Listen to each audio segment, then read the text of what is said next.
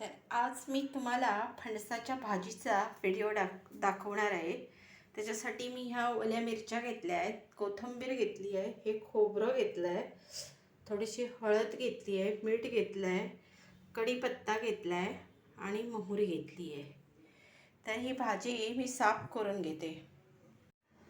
तर हे फणसाचे गरे मी साफ करून घेतले आहेत, त्याचे छोटे तुकडे केले आहेत।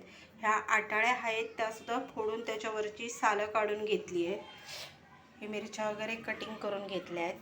तर मी आता भाजीला फोडणी देते। त्याच्यामध्ये मी हे तेल घालते,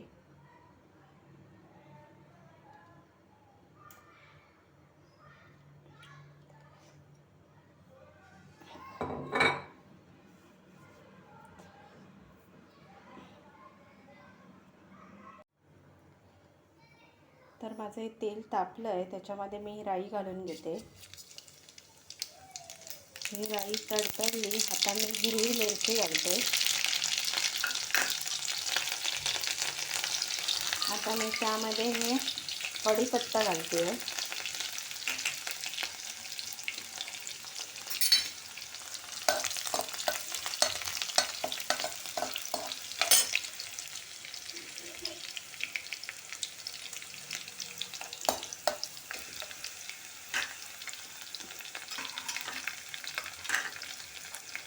आता त्यामध्ये मी या फणसाच्या आटाळ्या घालते।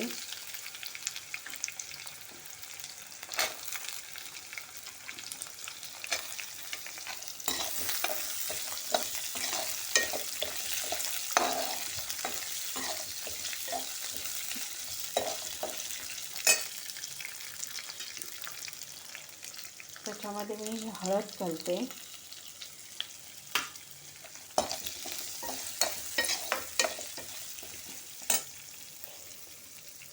त्याच्यामध्ये हे थोडंसं मीठ घालते, थोडंसं पाणी घालून आटाळ्यात शिजवून घेते। एक 5 मिनिट शिजवून घेते। तर माझ्या आटाळ्या थोड्याफार शिजत आल्या आहेत। आता मी त्याच्यावर हे फणसाचे गरे घालते,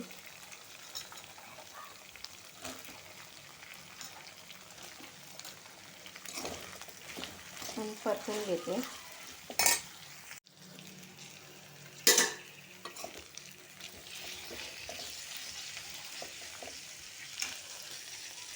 आता ह्या भाजीवर मी थोडंसं पाणी शिंपडते।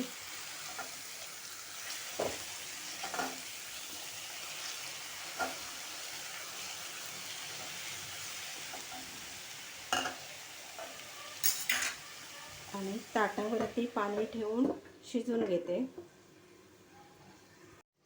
माझी भाजी चेक करते।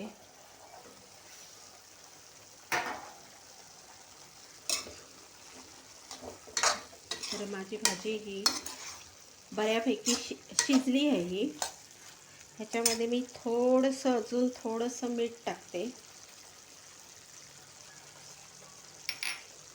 थोडंसं खोबरेल तेल टाकते, 1 मिनिट परतून घेते। ही भाजी आता शिजली आहे चांगली, आतमधल्या आटाळ्या पण शिजल्या आहेत। अशीच ओपन ठेवून झाकण न ठेवता 1 मिनिट शिजून घेते। तर आता माझी भाजी ही शिजली आहे। ह्याच्यामध्ये मी कोथिंबीर टाकते, तसंच हा ओलं खोबरं टाकते,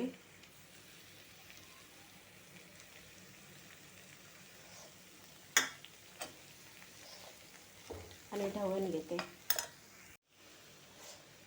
आता झाकण ठेवून 1 मिनिट शिजू देते।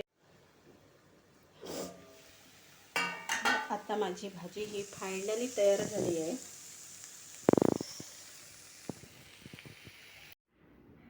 तर अशा प्रकारे माझी ही फणसाची भाजी तयार झाली आहे। आजची ही भाजी मी हिरवी मिरची वापरून केली आहे। ह्यानंतरची जी भाजी करीन ती मी मसाला वापरून करणार आहे। तो पण माझा व्हिडिओ नक्की बघा। आवडली असेल तर लाईक करा।